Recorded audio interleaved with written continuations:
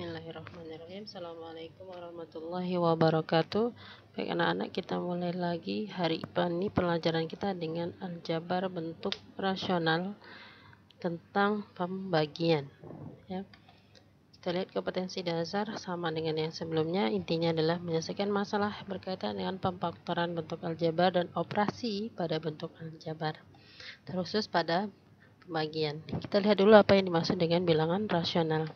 Bilangan rasional adalah bilangan yang dapat ditulis dalam bentuk P per Q, dengan P dan Q bilangan bulat, dengan syarat Q-nya tidak sama dengan 0, karena berapapun bilangan ketika dibagikan dengan 0 hasilnya adalah tak hingga. Ya, semua pecahan adalah bilangan rasional, ya. Tetapi tidak semua bilangan rasional adalah pecahan, karena pada pecahan pembilang dan penyebut selalu positif. Kita lihat contoh. 1 per 2, 2 per 3, 3 per 2, 11 per 20 ini merupakan bilangan rasional, juga merupakan pecahan. Kenapa? Karena semua bernilai positif. Contoh berikutnya, min 6 per 7, 1 per min 2, min 3 per min 1, min 2 per 5 merupakan bilangan rasional, ya. Dia berbentuk P dan Q, tetapi bukan pecahan karena ada nilai yang negatif. Itu dimaksud dengan bilangan rasional dan pecahan. Berikutnya, kita akan lihat bagaimana cara pembagian bentuk aljabar. Ada dua caranya, suku tunggal dan suku banyak.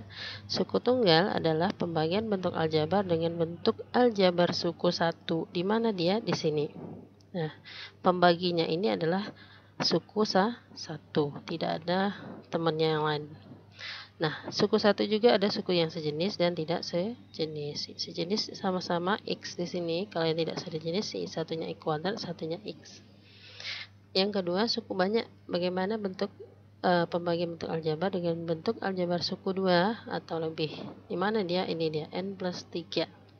Ini suku 2 dia, atau bahkan bisa suku 3 dan seterusnya.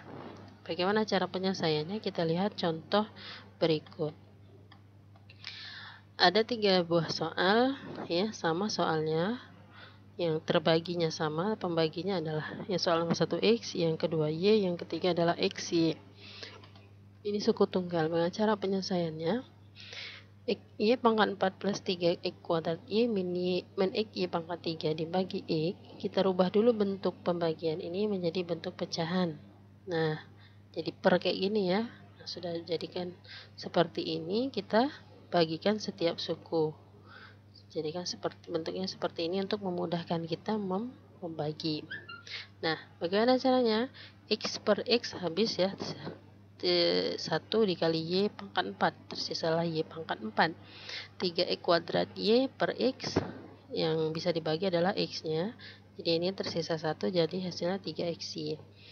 X Y pangkat 3 per X, X-nya dibagikan habis, tersisa adalah min Y pangkat 3, sehingga hasilnya Y pangkat plus 3X Y min Y pangkat 3.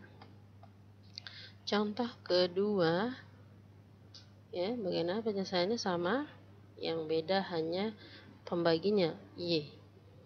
Kita rubah dulu bentuk pecahan, kemudian kita bagi setiap sukunya sehingga mudah untuk membagi. Ini X Y pangkat 4 per Y, yang bisa dibagi adalah Y, tersisa Y pangkat 3. Ini juga Y-nya habis, tersisa 3 plus 3Y kuadrat, yang di sini Y-nya pangkat 2 tersisa, sehingga menjadi min XY kuadrat.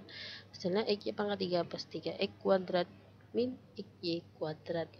Ya. Yang ketiga, udah ini. Contoh 1, 2, 3 ini.